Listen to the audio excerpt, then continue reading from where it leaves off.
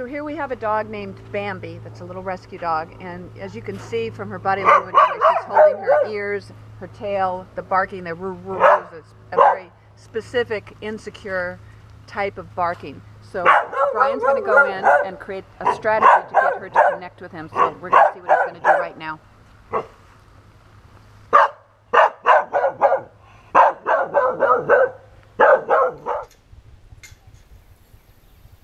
All right, well, this is my first time going in to Bambi's run, and my goal here is to get her to kind of center out and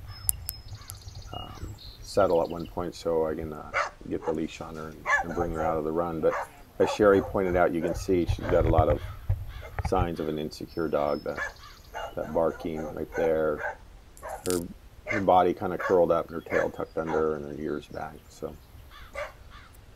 But at one point here, I was explaining to the students that we really never move in on a dog that's actually barking and addressing you. So what I do is typically wait for her to actually either stop or look away, like right here at this point, and then I'll take a little step in again, which is going to trigger her to go into the flight. So now it's just a matter of blocking her. If she goes left, I'm going to go with her.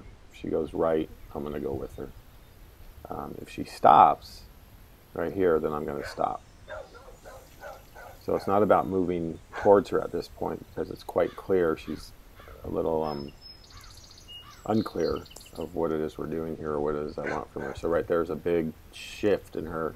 So I'm just going to stand there and hike up my shorts and let her process that. So right here's a good point to let her, you see, and I moved too quickly, so that I backed up. Right there she looks away. I move in, go through the whole process again. So now you see she's not going left or right. She's willing just to accept this one position here. So now it's just a matter of kind of chipping away and building up a little trust to move in a little bit at a time without sending her back into the flight.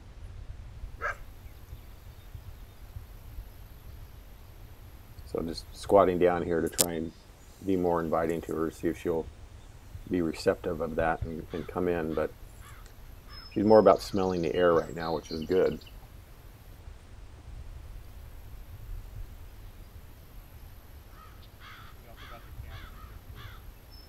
There she thought about leaving, so I just shifted myself to the right. And there's that little, some would call it an appeasement wag of its tail.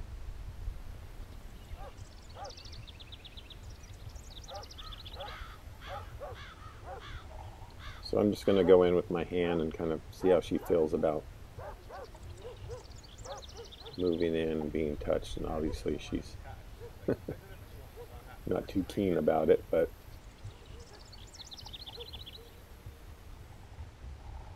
a little licking, so you're definitely a little nervous.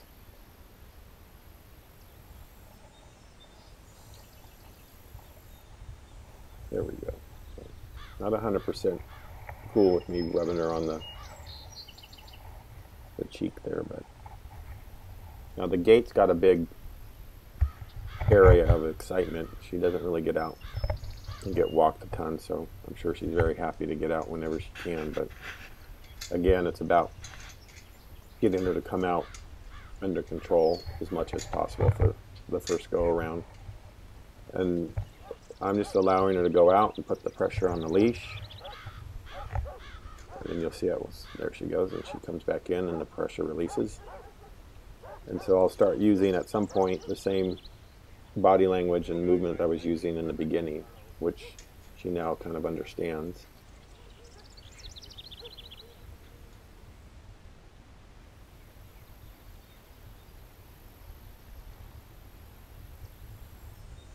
So basically the leash is just being used to block her. It's not being used to correct her. It's just being used to block the flight.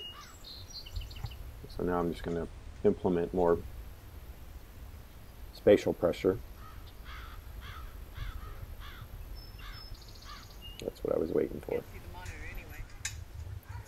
Alright, so here's my second time going into Bambi's run, and you see this is going to happen much quicker than the first time, which is because she understands I'm coming in. And so here I thought she was going to go back to the same corner that we achieved the leash going on, but she kind of threw a curveball at me, which was kind of cute in a way.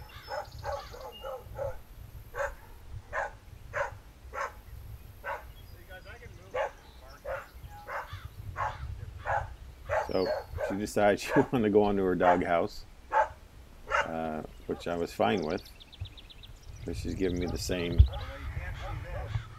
body language, and licking, and which is, you know, just nervous, but then a little bit playing hard to get here.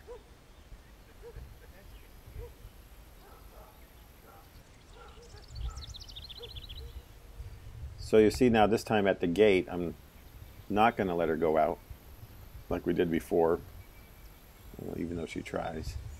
But I want to keep her more by my side so I can give her this reinforcement here that she's safe here next to me. So I'm just using again the leash and a little tap there to back her up, and a little bit of trying to loosen up her tenseness in her muscles.